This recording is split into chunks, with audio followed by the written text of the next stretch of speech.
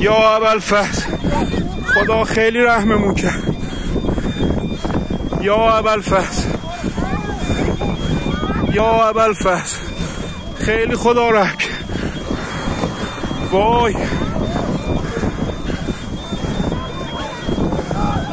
هواپیمامون با مصیبت واقعا دیگه فقط امام رضا.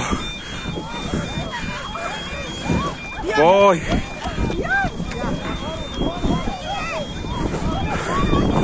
پرواز تاریخ 15/10 هواپیمایی کاسپیان واقعا خدا رحممون کرد و خیلی خیلی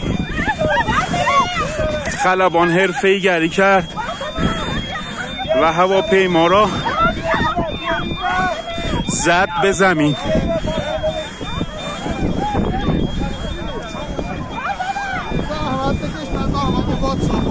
چشم واقعا نصف جون شدن مردم. یا حسین یا امام رضا مسافرها ویلو تو بیابون باند اشغال شد و هواپیما به سختی رو زمین نشست.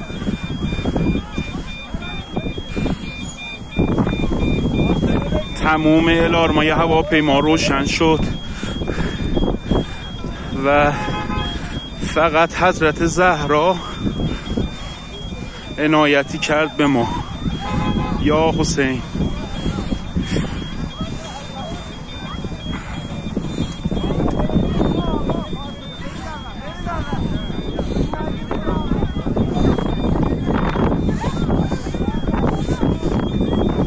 یا فاطمه زهرا